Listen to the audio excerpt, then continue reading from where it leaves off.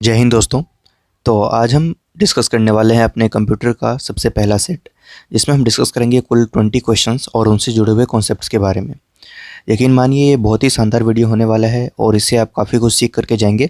Usual जो videos होते हैं आपके कंप्यूटर के, उसमें जस्ट आपको आंसर्स बता दिए जाते हैं, कोई कॉन्सेप्ट पीछे का नहीं बताया जाता है, बल्कि एक बहुत ही कॉन्सेप्चुअल सब्जेक्ट है और इसको जस्ट फील करने की ज़रूरत है, क्योंकि ये बहुत प्रैक्टिकल है। तो आप इसको जैसे समझेंगे, फील करेंगे, तो आपको आंसर्स याद होते जाएंगे और आप इजीली कोई भी क्वेश्चन टैकल कर पाएंगे। ये वीडियो जो है वो सभी के लिए यूज़फुल है, जिस भी एग्ज़ाम में आपके कंप्यूटर के क्वेश्चंस आते हैं, चाहे वो टीचिंग एग्ज़ाम से रिलेटेड हो, यानी तो रेलवे के एग्ज़ाम्स जो हो रहे हैं, चाहे एएलपी हो, टेक्नीशियन हो, जेई हो, जितने भी एग्ज़ाम्स है, या फिर एसएससी लेवल पे कहीं भी आपके एग्ज़ाम्स होते हैं और इसमें अगर कंप्यूटर के क्वेश्चन आते हैं तो आप उनको टैकल कर सकते हैं। तो चलिए स्टार्ट करते हैं यहाँ से क्वेश्चन की सीरीज़, और क्या क्या क्वेश्चन हैं उनको देखते हैं कि करके।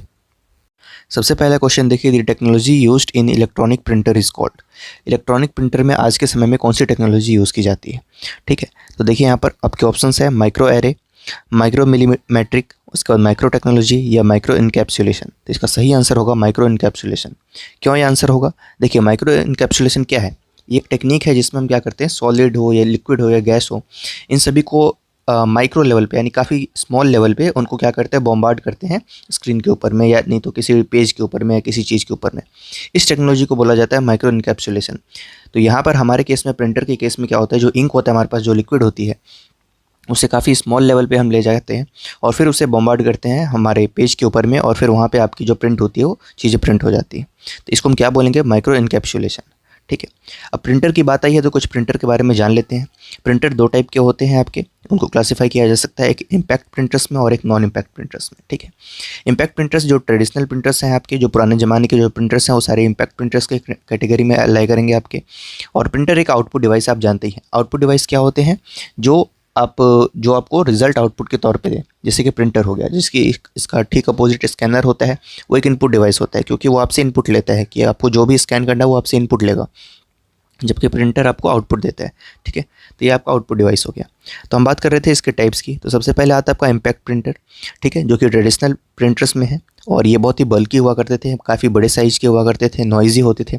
इसमें डायरेक्ट इम्पैक्ट होता था पेज के साथ में। जैसे आपने पुराने ज़माने के टाइपराइटर्स वगैरह देखे होंगे, प्रिंटर्स देखे होंगे, काफ़ी बड़े साइज़ के होते थे, उस पर आपका डायरेक्ट उस पर इम्पैक्ट होता था, मतलब टच करते थे प्रॉपर पेज के ऊपर में, तो इस तरीके से उसमें होता था। जिसके एग्जांपल्स देखे जाए तो जो आपको याद रखना जरूरी है इम्पैक्ट प्रिंटर्स में, जिसमें डॉट मैट्रिक्स प्रिंटर है, डेजी व्हील प्रिंटर है, जिनको कैरेक्टर प्रिंटर की कैटेगरी में डालते हैं दोनों को। उसके बाद आपका लाइन प्रिंटर आता है और ड्रम चेन बैंड आता है। ठीक है, तो ये चार आप एग्जांपल्स याद रख सकते हो इम्पैक्ट प्रिंटर के, जिसमें कैरेक्टर एक कैरेक्टर वाइज प्रिंट होता था डॉट मैट्रिक्स प्रिंटर में और डेजी व्हील प्रिंटर्स में। ठीक है, उसके बाद आपका लाइन प्रिंटर है और ड्रम चेन बैंड है। ठीक है, नॉन इम्पैक्ट प्रिंटर्स की बात करें तो इसमें मॉडर्न प्रिंटर्स आते हैं आपके, जो कि लेस नॉइजी होते हैं, स्मॉल इन साइज़ होते हैं। टाइप्स के देखे जाएँ तो इसके एग्जांपल्स तो इंजेक्ट प्रिंटर है, जो आज के ज़माने का प्रिंटर है, लेज़र प्रिंटर है, थर्मल प्रिंटर है, उसके बाद पोर्टेबल प्रिंटर्स हैं।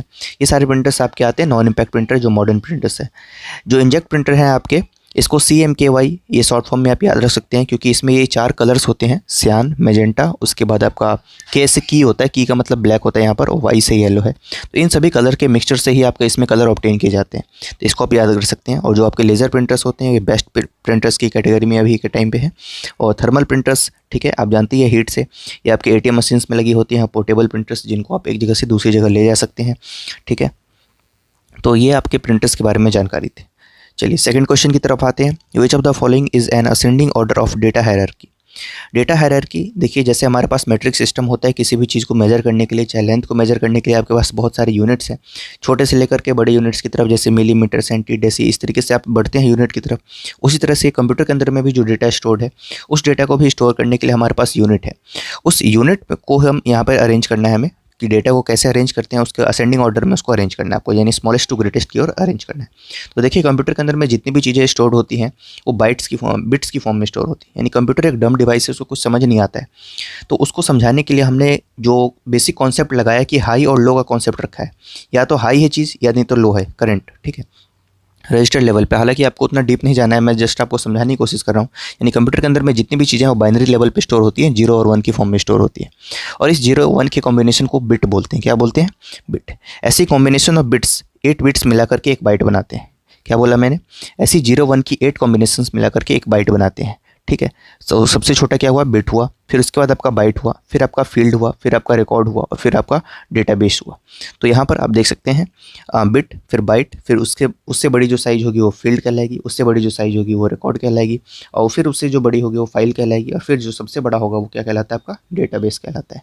ठीक है, तो इस तरीके से आप इसको डेटा हायरार्की को याद कर सकते हैं। उसके बाद बात करते हैं computer executes program in this order. Computer किस ऑर्डर में प्रोग्राम्स को एग्जीक्यूट करता है। ठीक है, तो प्रोग्राम को एग्जीक्यूट करने के लिए क्या, अभी मैंने आपको बताया था कंप्यूटर का डम डिवाइस है, उसको कुछ समझ नहीं आता है, तो सबसे पहले क्या करेगा, उसको जो भी काम करना है उसको फैच करेगा, यानी मंगाएगा कि भाई हमें ये काम करना है, तो फैच करना सबसे पहले हुआ। जैसे ही फैच कर लेगा उसके बाद वो समझेगा कि इस चीज़ को क्या है ये, फिर इसको मैं कैसे, जैसे उसने फैच करा कि हम मुझे 2 नंबर्स का एडिशन करना है 2 + 3 को, तो पहले वो डेटा फैच करेगा कि 2, 3 और उसके बाद ये एडिशन ऑपरेटर, इस तीनों डेटा को वो फैच करेगा, अपने पास स्टोर करेगा, फिर उनको डिकोड करेगा कि इसका मतलब क्या होता है। उसको हर चीज़ समझनी होती है, 2 + 3 का मतलब क्या होता है उसको समझेगा। जब वो डिकोड कर लेगा उसके बाद उसे एग्जीक्यूट कर देगा। ठीक है, इस तरीके से पहले फैच होगा, फिर डिकोड होगा और उसके बाद आपका एग्जीक्यूशन होगा। बात करते हैं चौथे क्वेश्चन की, what is the simplest CPU scheduling algorithm. देखिए, सीपीयू के बारे में आप जानते हैं कि इसे ब्रेन ऑफ द कंप्यूटर बोला जाता है, फुल फॉर्म होती है इसकी सेंट्रल प्रोसेसिंग यूनिट। और सीपीयू के अंदर में आपकी कंप्यूटर के अंदर जितनी भी प्रोसेसिंग होती है, यानी सोचने वाला जो काम है ना, कैलकुलेशन वाला जो काम है, या फिर जो भी है आपकी जो कैलकुलेशन से रिलेटेड, प्रोसेसिंग से रिलेटेड जितनी भी चीज़ें वो सारी सीपीयू के अंदर में होती है।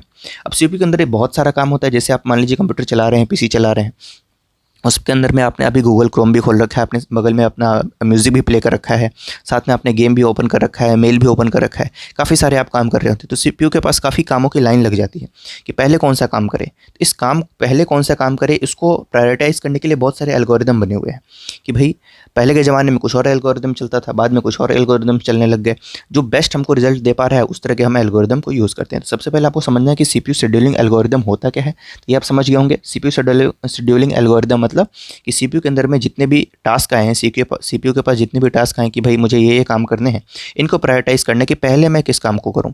जैसे कंप्यूटर कोई ऑन कर रहा है या कोई वायरस का अटैक आ गया उसी टाइम पे, यानी तो आप कुछ पेमेंट कर रहे हैं, कुछ भी कर रहे हैं, कंप्यूटर के अंदर बहुत सारे प्रोसेस चल रहे हैं। ठीक है, तो पहले मैं किस काम को करूँ, सीपीयू के लिए कौन सा जरूरी है उसको देखा जाना। इसके लिए हमारे पास बहुत सारे शेड्यूलिंग एल्गोरिदम्स हैं, जिसमें देखिए आप ऑप्शन है आपका, सबसे पहला है SJF शेड्यूलिंग एल्गोरिदम, उसके बाद है राउंड रॉबिन एल्गोरिदम, फिर तीसरा है मल्टी लेवल शेड्यूलिंग एल्गोरिदम, और चौथा ऑप्शन है आपका FCFS शेड्यूलिंग। क्वेश्चन पूछा जा रहा है आपसे कि इनमें से सबसे सिंपलेस्ट एल्गोरिदम कौन सा है, तो सबसे सिंपलेस्ट जो है आपका वो ऑप्शन नंबर डी है, FCFS शेड्यूलिंग एल्गोरिदम। ये इसका फुल फॉर्म क्या होता है FCFS का, first come first serve algorithm. नाम से पता चल रहा होगा आपको कि ये एल्गोरिदम बहुत ही सिंपल है कि भाई पहले आओ पहले पाओ, जो पहले आएगा, जो टास्क मेरे पास सीपीयू के पास सबसे पहले आएगा, जो टास्क सीपीयू के पास सबसे पहले लिस्ट होगा वो काम पहले हो जाएगा, उसके बाद जो नेक्स्ट आएगा उसका काम होगा, जो नेक्स्ट आएगा उसका काम होगा। ठीक है, तो ये एल्गोरिथम काफ़ी सिंपल है, इसलिए इसका आंसर क्या हो जाएगा FCFS।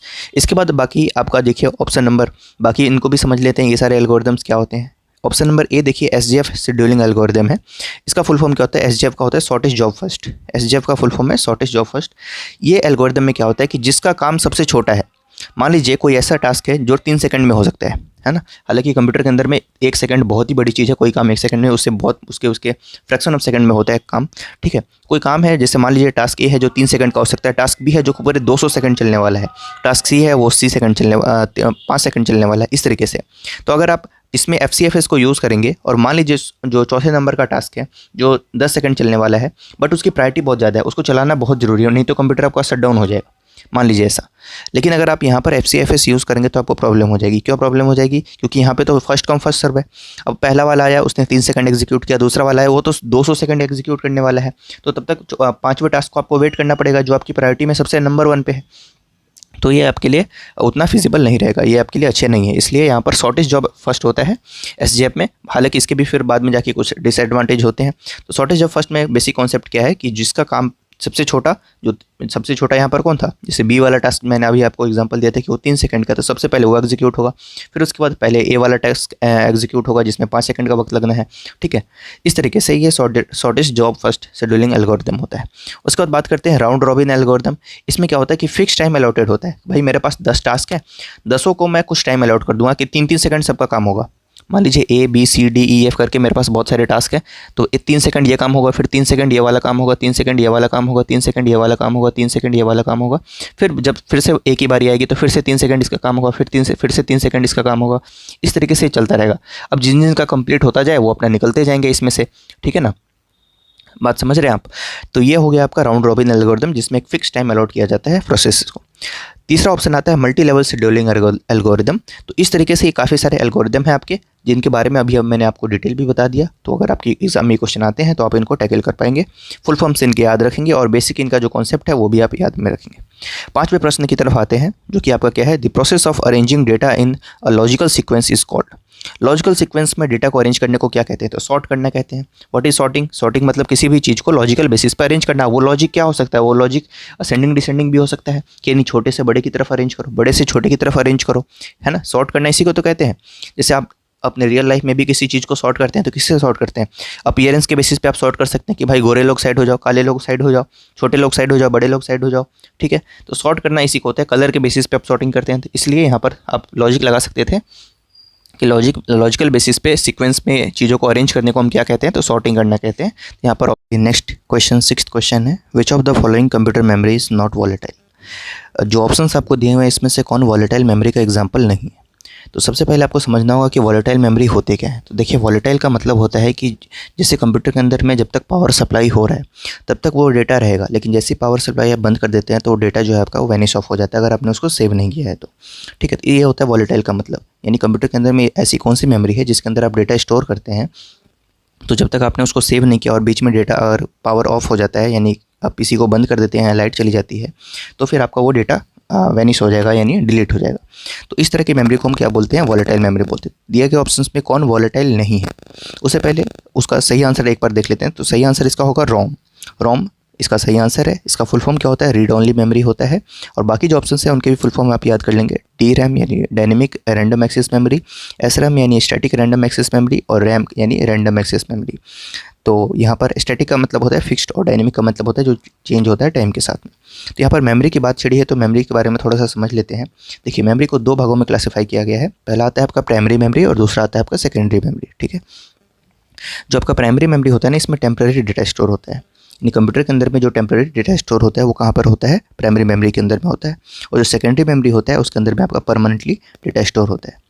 इसको अगर आसान भाषा में अगर आप समझना चाहें कि प्राइमरी मेमोरी और सेकेंडरी मेमोरी के बीच में क्या डिफरेंस है, इसको देखिए आप ऐसे समझ सकते हैं कि जो दुकान होता है, दुकान में जब जाते हैं तो आपने देखा होगा कि जो सामान ज़्यादा बिकते हैं उन सामानों को हम कहाँ पे स्टोर करके रखते हैं, जो दुकानदार होता है वो अपने आगे रखता है, क्योंकि भाई कोई भी कस्टमर आएगा और ये सामान तो ज़्यादा बिकता है तो डायरेक्ट उनको दे दूंगा मैं, क्योंकि इन चीज़ों के फ्रीक्वेंट बेसिस पे यूज़ होते हैं।